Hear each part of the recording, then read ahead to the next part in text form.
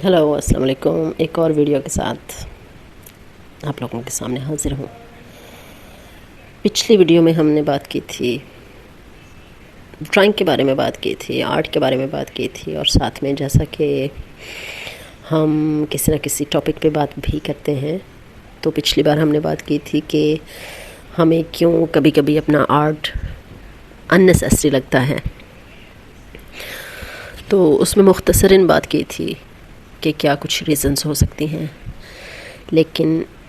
अब इस वीडियो में मैं जनरल बात नहीं करूँगी, मैं डायरेक्ट अपने बारे में बात करूँगी, अपनी आर्ट स्टोरी बताऊँगी आप लोगों को, और मैं ख़ुद के बारे में ये बताऊँगी कि मुझे क्यों कभी कभी या अक्सर औक़ात मेरा आर्ट अननेसेसरी लगता है, बिला वजह लगता है।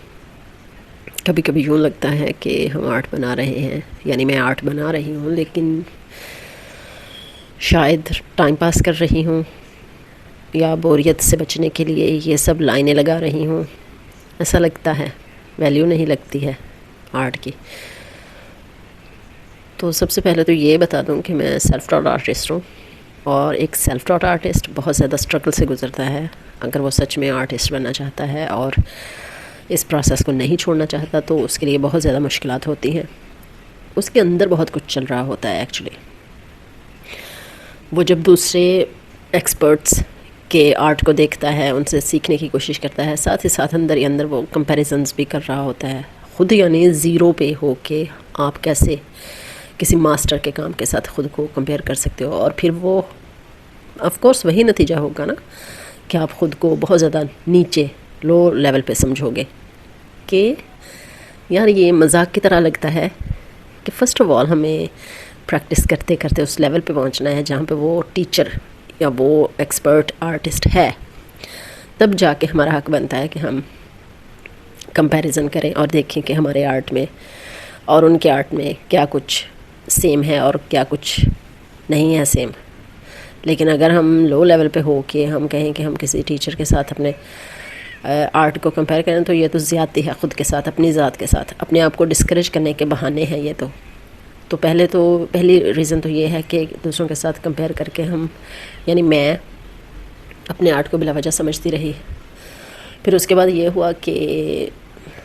जो इर्द गिर्द के लोग होते हैं वो बिकॉज़ बहुत ज़्यादा बिज़ी होते हैं, अपने आप को प्रॉफिटेबल कामों में बिज़ी रखते हुए, जब मुझे यानी मेरे काम को अगर देखें तो कहें, ये कहते हैं ऑफ कोर्स अक्सर लोग कहते हैं, आप लोगों का भी ये एक्सपीरियंस हुआ होगा कि लोग कहते हैं यार इस काम से कुछ मिल तो नहीं रहा है, बिला वजह अपना टाइम वेस्ट कर रहे हो, इससे बेहतर है कुछ जॉब कर लो जिससे आपको हर मंथ कुछ ना कुछ मिले, कुछ फ़ायदा हो, कुछ बैंक अकाउंट में रखा जाए। तो तब भी सोचा जाती है, हमारा जहन वैसे भी सोचने के बहाने ढूंढता है, तो हम एक ही बात से 100 बातें सोच सकते हैं। तो जहन जब माइंडसेट हमारा जब इधर उधर भटका हुआ हो, बिखरा हुआ हो, तो इस तरह के वहम पैदा हो ही जाते हैं, और फिर लगने लग ही जाता है कि हाँ दूसरे ठीक कह रहे हैं। जो हमारे अंदर की आवाज़ है कि नहीं आर्ट सब कुछ है, आर्ट से बहुत कुछ मिल सकता है, आर्ट से फ़र्स्ट ऑफ ऑल आपको ज़हनी सुकून मिलता है, उसके बाद अगर आप लगे रहें और गिव अप ना करें तो आगे जाके प्रोफेशनली आप बहुत कुछ कमा सकते हो इससे। तो ये जो आवाज़ है ये दब जाती है दूसरों की क्रिटिसिज्म के नीचे, अगर हम अपने माइंडसेट को स्ट्रॉन्ग ना रखें तो यही हुआ मेरे साथ भी। लेकिन क्या ही बात है कि मैं ख़ुद को इनकरेज भी करती रही, डिस्करेजमेंट ज़्यादा थी, कह लें कि 100 में से 90% डिस्करेजमेंट है, तो 10% इनकरेजमेंट के साथ मैं चलती रही। मैं काम करती हूँ, अभी भी मैं आर्ट बनाती हूँ, कुछ नहीं मिलता लेकिन बनाती हूँ,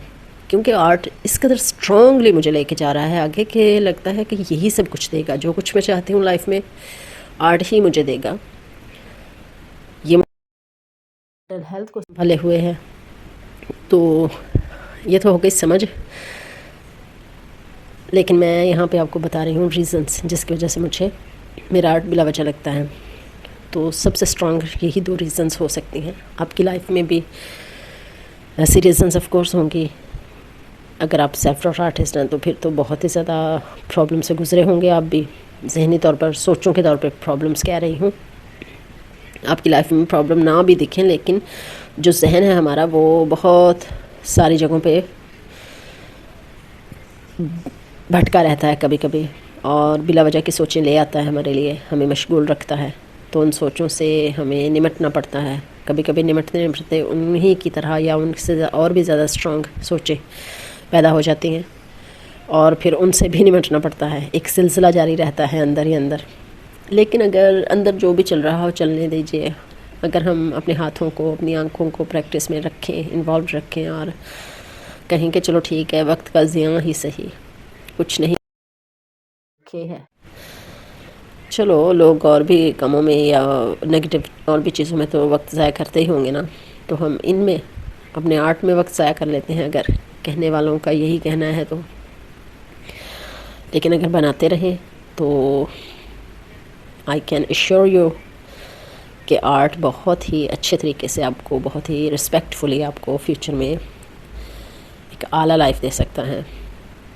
میں خود ابھی سیلف ٹاٹ آرٹسٹ ہوں، پریکٹس کے دور میں ہوں، سیکھ رہی ہوں، اور لیکن میرا جو ڈریم ہے وہ یہی ہے کہ پروفیشنل آرٹسٹ بننا ہے، آرٹ ٹیچر بننا ہے۔ ایک سیلف ٹاٹ آرٹسٹ جب آرٹ ٹیچر کے لیول پہ پہنچ جاتا ہے تو اس کے پاس ایکسپیرئنس قدرے زیادہ ہوتا ہے اگر کمپیئر کریں دوسرے اکیڈمیکلی سیکھنے والے آرٹسٹ کے ساتھ، کیونکہ سیلف ٹاٹ آرٹسٹ نے نہ صرف باہر کی دنیا میں یعنی فزیکلی آرٹ میں انوالو ہونا دیکھا ہوتا ہے، انہوں نے مینٹلی خود کو اسٹرانگ رکھنے کی پریکٹس بھی کی ہوئی ہوتی ہے۔ کبھی کبھی تو پریکٹس نہیں ہوتی، بہت زیادہ مشکل ہو جاتا ہے خود کو سنبھالنا اور آرٹ روم میں جانا، لیکن پھر بھی جو بھی ہو آرٹ روم میں جانا ہمت کر کے اور اپنی پریکٹس کو جاری رکھنا، یہ بہت ہی بڑی بات ہے۔ آپ میرے ساتھ اسی طرح کا کوئی بھی ایکسپیرئنس شیئر کر سکتے ہیں، بہت خوشی ہوگی مجھے۔ ویڈیو میں بنے رہنے کا شکریہ، تھینک یو۔ خوش رہیے، آباد رہیے اور پریکٹس جاری رکھیے۔ Thank you so very much.